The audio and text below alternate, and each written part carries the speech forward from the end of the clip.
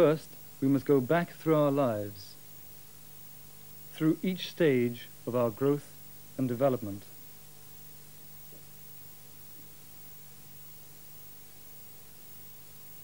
Down through the early years of childhood, right back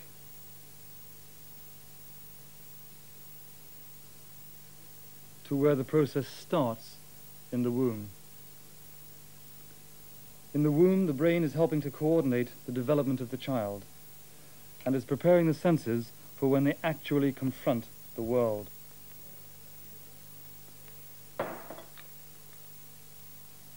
At first, all is sensory confusion.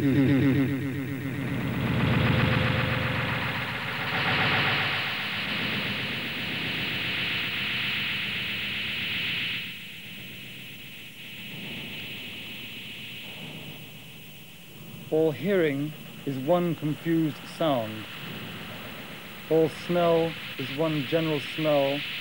All vision is a blur. In the first 2 weeks, the baby begins to refine all these senses. Sounds become more meaningful. Sights begin to develop. The blur begins to disappear and shapes emerge. After a really rough passage at birth, it's amazing what the baby accomplishes in his first few days. Watch this baby move. These are not uncoordinated movements.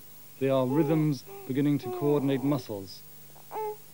Sounds are being coordinated. Breathing is developing. Rhythm is being integrated into the child.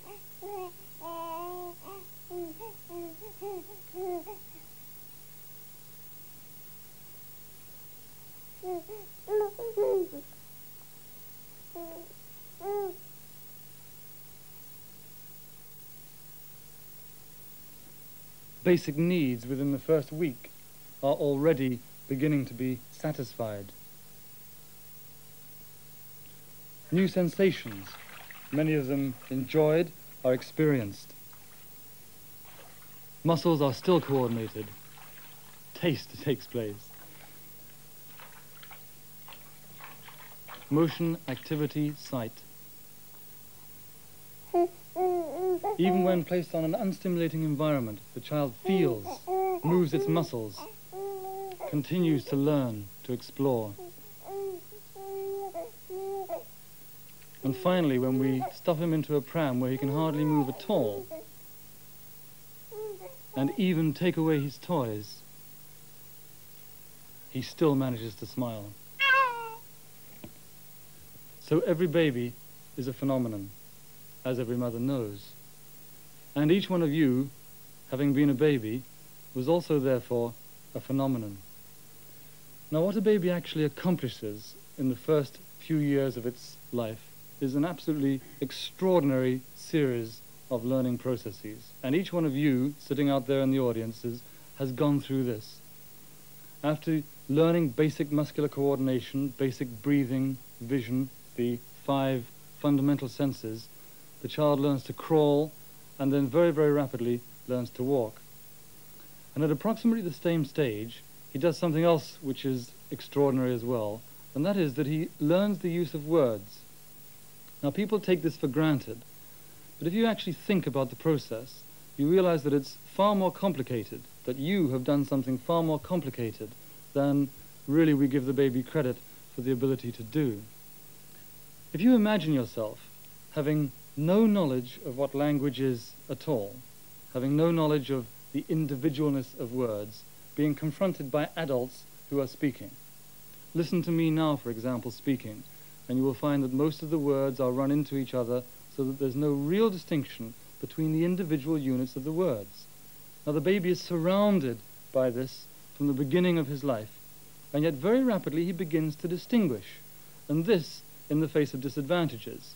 We go to the cot and we say, "Ah, coochie coochie coo, in your lovely little darling," which doesn't really help him to learn vocabulary, and he distinguishes those things which are important to him at an early stage from those things which are general noise around him.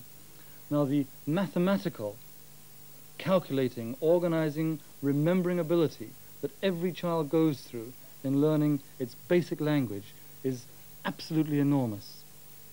So, no matter how unphenomenal you may feel, we've all learned to cope with our environment. We've all learned to speak at least one language. We've developed refined sensibilities of hearing, smelling, tasting, touching, and seeing. We've all learned a number of basic survival techniques. We've learned to store an enormous amount of information and to control millions of coordinated muscle movements.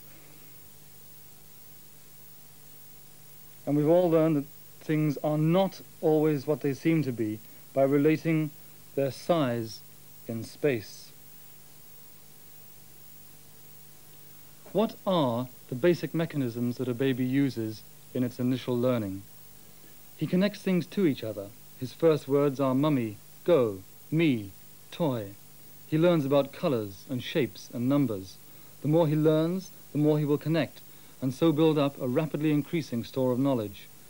He can connect pictures and words much earlier than we give him credit for. He could comfortably read by the age of 2 if given encouragement, as some children are given. As an adult, our pattern making is very similar to that in our childhood. We still use the same 5 basic senses. We still make the same kinds of connections as we did in our childhood.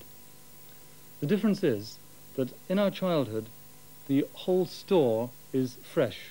It's new information that the child is taking in. What he is doing is taking totally new pieces of information, observing them, storing them, filing them, beginning to integrate them, starting to make sense of things as he learns, using things in words, starting to become aware of the differences between colors. What we do, as I've said, is exactly the same thing, but we do it with a more expanded store of knowledge. Now, this can be an advantage, but it can be a disadvantage. If we use, as adults, that expanded store of knowledge and simply continue to go down the same lines, we become boring or rigid or stuck in our ways, set in our ways. This isn't necessary, and you can see by looking at the child, at the innocence of his expression, at the freshness of the relationships that he makes, that the learning process is the same, but that the way that we begin to connect things can alter as you grow older. Now, what we learn from this is that we can learn more from the child. The child is still making sense connections. Look at the way that a child paints or learns, and you'll find that he has all senses going in at the same time, where experience we say, oh yes, well that's definitely this one, or that's definitely this one. The child is in fact making more use of his learning capacities. So we can learn from the child learning. If we make use of these capacities, rather than stifling them and holding them down, the whole process of learning and of education and the use of our minds can be improved, as long as we are given the proper guidelines. And that is what I hope to do in this series, and to show that at any age you can change your mind. And if that mind is still suspended at the end of that cosmic zoom,